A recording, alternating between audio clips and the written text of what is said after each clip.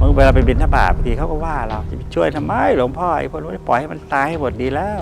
ในหมู่บ้านมีร้านก๋วยเตี๋ยวเราสั่งก๋วยเตี๋ยวเขาก็ไม่ทำให้เราก็ขึ้นรถเมล์พอจะขึ้นรถเมล์มันขับหนีเลยเพราะว่าเราทำทุกอย่างทุกวันอดหลับอดนอนอยู่เคียงข้างจนกว่าเขาจะหมดลมหายใจเงี้ยแล้วเหนื่อยแล้วก็งานที่มันทำก็ใหญ่ขึ้นเรื่อยๆเรื่อยๆเรื่อยๆนะยิ่งในยุคที่ตายเหมือนใบไม้ร่วงเผากันแบบโอ้โหวันหนึ่งไม่รู้เท่าไหร่เมนไม่เคยเย็นก็เอาปัญหาตัวนี้มาคบคิดว่าเราจะทำต่อเลิกจะเลิก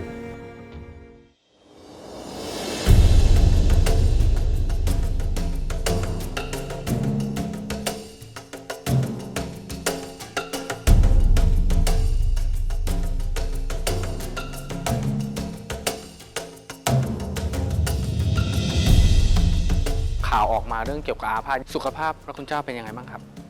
คือที่มาของเรื่องนี้ก็เพราะว่ามีคนเนี่ยเอาภาพที่หลวงพ่อเกาะลูกศิษย์เหมือนจะล้มมาแล้วก็เอาไปแชร์เอาไปสื่อสารกับคนอื่นก็ทำให้เกิดตกใจกันขึ้นมาตกใจทั่วประเทศใช่ฮะแต่จริงๆแล้วเนี่ยนั่นคือเรื่องปกติหลวงพ่อประสบอุบัติเหตุเมื่อปี37รถชนเหมือนตายไปแล้ว4 วันฟื้นขึ้นมาผ่าตัดหลายที่เลยสมองที่ขาเนี่ยที่มันเลื้อรังมาถึงทุกวันนี้ก็ที่ขา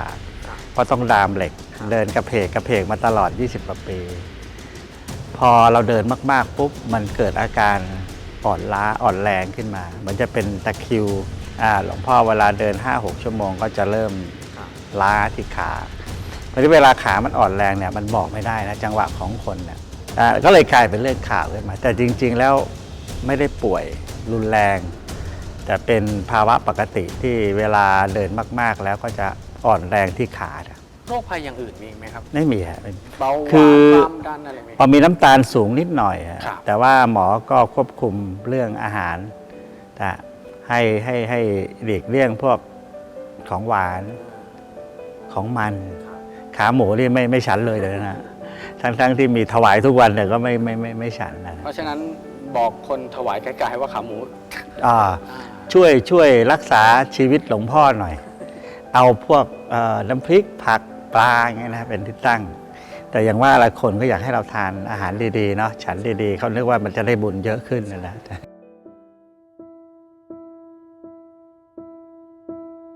ที่มาอยู่วัดนี้ตอนแรกก็ไม่คิดเหมือนกันว่าจะสร้างจะทำอะไรเพราะอยากให้วัดเป็นวัดป่าอยากให้คนปฏิบัติอยากสอนกรรมฐานอยากแนะนำให้คนอยู่ใน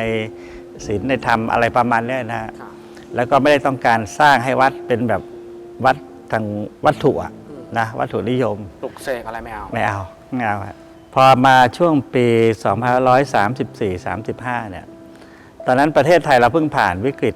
เรื่องโรคเอดส์มาไม่นานทางภาครัฐให้ความรู้แบบผิดพลาดไปชี้ว่าเอดส์เป็นเรื่องคนเลวไอ้พวกเสพยาพวกมั่วเข็มมั่วเพศติดเอดส์ถึงตายใช่มันเลยทำให้ทัศนคติของคนเป็นลบไปหมดซึ่งแก้ยากมากคนเป็นเอดส์ก็จะถูกประณามดูถูกเหยียดหยามไอ้พวกที่คนเลวคนชั่วผิดศีลธรรมมึงเวลาไปบิณฑบาตบางทีเขาก็ว่าเราจะไปช่วยทำไมหลวงพ่อไอ้คนนู้นปล่อยให้มันตายให้หมดดีแล้วเป็นพระทำไปยุ่งเรื่องมันทำไมอะไรมันควรจะเป็นหน้าที่ของโรงพยาบาลของหมอที่ต้องดูแลผู้ป่วยเราก็เข้าใจเขาจริงๆไอ้สิ่งที่เขาพูดนะมันก็ถูกส่วนหนึ่งนะจริงๆทำไมโรงพยาบาลไม่ดูแลล่ะโรงพยาบาลของรัฐต้องดูแลแต่ว่าโรงพยาบาลเนี่ยทั่วประเทศเรามีเตียงไม่ถึง 200,000 เตียงเราลองนึกดูนะคนเจ็บไข้ได้ป่วยทุกวันนี้ต้องไปโรงพยาบาลตี 3 ตี 4เอารองเท้าไปเข้าคิวรอแน่นเต็มโรงพยาบาลแต่เช้านี่คือประเทศไทยเช่นเดียวกันในยุคสมัยนั้นยังไม่มีโรงพยาบาลไหนที่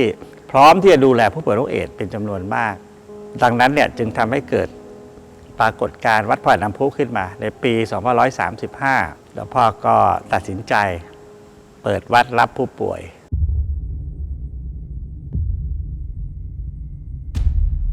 เราลองนึกดูนะหมอยังไม่อยากจับอยากแตะอะไรตอนนั้นพี่น้องไม่ต้องพูดถึงหรอกไม่มีใครมาเยี่ยมมาคือเหมือนทิ้งเลยทิ้งที่โรงพยาบาลนะ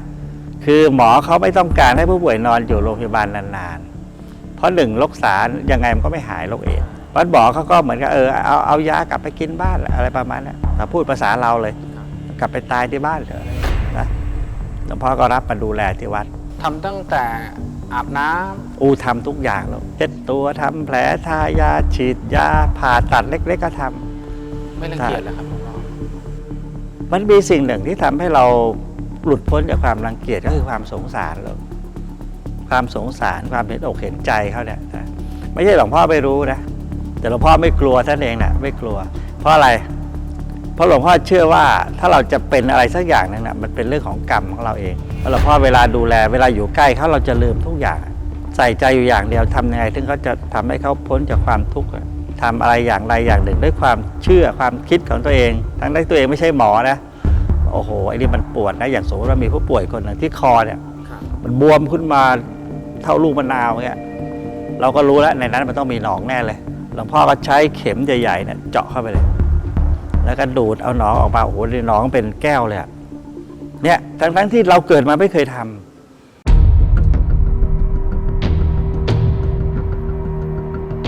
ในหมู่บ้านมีร้านก๋วยเตี๋ยว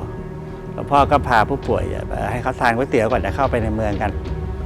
ก็ปรากฏว่าไปนั่งในร้านเนี่ยเขาไม่มองพวกเราสั่งก๋วยเตี๋ยวเขาก็ไม่ทำให้สั่งแล้วสั่งอีกเขาก็ไม่ทำนะด้วยอาการที่เขาบอกให้เรารู้เลยว่าเขาไม่ทำเราก็ขึ้นรถเมล์พอจะขึ้นรถเมล์มันขับหนีเลยเพราะรู้ว่าพวกเราเป็นกลุ่มของคนเป็นเอดส์ทั้งนั้นเลยที่ไปกันเนี่ยนั่นคือแรกๆหลวงพ่อไปบิณฑบาตไม่มีใครใส่ข้าวใส่น้ำคนนี้ไม่ได้รังเกียจแต่พ่อผู้ป่วยนะกลายมาเป็นรังเกียจหลวงพ่อไปด้วยอยู่ยังไงฮะอยู่กับการด่าอยู่กับคำติฉินนินทาทั้งตอนนั้นและหลังคือชาวบ้านคือปัญหาใหญ่ที่หลวงพ่อมีวิธีคิดที่อาจจะแปลกกว่าคนอื่นอยู่บ้างตรงที่ว่าหลวงพ่อเนี่ยใช้ความอดทนเป็นหลักคือหลวงพ่อมองโลกตามที่พระพุทธเจ้าท่านสอนไงว่าไม่มีใครพ้นหรอกเรื่องแบบนี้แต่ถ้าคุณจะชนะแล้วข้ามไปได้นะแล้วเปลี่ยนให้มันเป็น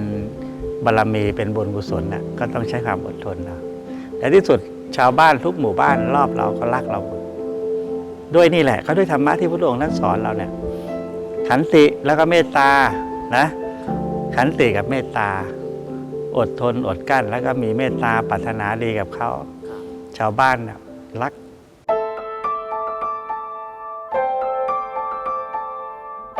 เราก็ไม่คาดคิดอีกเหมือนกันว่าคนที่เข้ามาจะเยอะขนาดนี้คนที่ตายจะเยอะขนาดนี้ไอ้ฟื้นก็มีไอ้ที่ตายก็เยอะเคยมีตายสูงสุดวันเดียวถึง18 คน18 คนนอนเรียงยาวเป็นโอ้โหเพราะเตาเผาศพในยุคปี38-39เนี่ยไม่เคยเย็นเลยเผาจนเมนแตกไทยรัฐนี่แหละลงข่าวเผาจนเมนแตกซึ่งมันเป็นอะไรที่ทำให้หลวงพ่อมีความรู้สึกว่าภูมิใจนะเห็นคนตายแต่ภูมิใจตรงที่ว่าโอ้เราไม่ทิ้งพวกเขาเราสู้สถานการณ์ตอนนี้วัดพระบาทน้ำพุเป็นไงครับปัจจุบันนี้ผู้ป่วยก็ไม่ตายเหมือนแต่ก่อนที่คนไม่ตายก็เพราะว่าเราได้รับยาที่ดียาต้านไวรัสควบคุมเชื้อได้เกิน 90% เพราะฉะนั้นคนที่มาวัดส่วนใหญ่ก็คือฟื้นแต่เมื่อฟื้นขึ้นมาแล้วมันก็จะมีปัญหาตามมาถ้าแข็งแรงแล้วบางคนก็กลับบ้านไม่ได้กลับไปก็ญาติพี่น้องก็รังเกียจบางครอบครัวก็อยู่ในฐานะยากจนเขาไม่มีกำลังที่จะมาดูแลผู้ป่วยถ้าแข็งแรงแล้วกลับไปครอบครัวปัญหาก็จบนะแต่บางคนไม่กลับพอไม่กลับปุ๊บเราจะทำอะไรเราก็ต้องพยายามหางานส่งเสริมอาชีพให้เขาทำให้เขามีรายได้แต่ที่สำคัญก็คือว่าไม่ควรอยู่เฉยๆเด็ดขาดนะควรบำเพ็ญตนให้เป็นประโยชน์เพราะฉะนั้นเราจึงสร้างงานมากมายแล้วกลายเป็นงานที่มากกว่าแล้วก็หนักกว่าการดูแลผู้ป่วยทำอย่างไรเราทำให้ชีวิตของผู้ป่วยเหล่านี้มีคุณค่าต่อสังคมด้วยผู้ป่วยที่แข็งแรงเนี่ยเขาสามารถที่จะปลูกผักเลี้ยงเป็ดเลี้ยงไก่เลี้ยงปลาเลี้ยงหมูผลผลิตเหล่านี้เนี่ยเราก็แบ่งส่วนหนึ่งออกมาช่วยเหลือสังคมอันนี้ก็เป็นยกคุณภาพชีวิตขึ้นไปอีกระดับหนึ่งซึ่งเราจะเห็นว่าโดยทั่วไปเนี่ยตอนเราพูดถึงคนเป็นเอดส์ปุ๊บเนี่ยเราก็มักจะมองเขาว่าเขาเป็นผู้ป่วยเพราะฉะนั้นเขาก็ควรจะได้พักผ่อนหรือไม่ทำอะไรซึ่งนั่นก็เป็นไม่ใช่ละไม่ใช่เดี๋ยวนี้เขาแข็งแรงเหมือนพวกเรา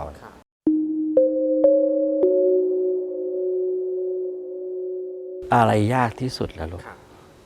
เอาปัญหาเรื่องตัวเองก่อนนะหลวงพ่อก็ทำใจในยากที่สุดอะบางสิ่งที่มันไม่เคยเกิดในชีวิตอย่างเช่นความเหนื่อยล้าความท้อที่มันเกิดขึ้นอะเพราะว่าเราทำทุกอย่างทุกวันเช็ดตัวทำแผลทายาคนตายกับมือวันทุกวัน เราต้องอยู่กับคนป่วยนะอดหลับอดนอนอยู่เคียงข้างจนกว่าเขาจะหมดลมหายใจเงี้ยแล้วเหนื่อยแล้วก็คนทำงานก็ไม่มีน้อยมีน้อยนะที่งานที่มันทำก็ใหญ่ขึ้นเรื่อยๆเรื่อยๆเรื่อยๆนะยิ่งในยุคที่ตายเหมือนใบไม้ร่วงอ่ะนะช่วงนั้นก็มีภาวะของความเหนื่อยล้าแล้วก็เหมือนกับความท้อเข้าแทรกซ้อนนิดหน่อยแต่มันก็เป็นโจทย์ที่ทำให้เราต้องพิสูจน์ตัวเองอะก็เอาปัญหาตัวนี้มาคบคิดว่าเราจะทำต่อเราจะเลิกตั้งประเด็นง่ายๆถ้าเราจะเลิกก็ได้จะทำต่อก็ได้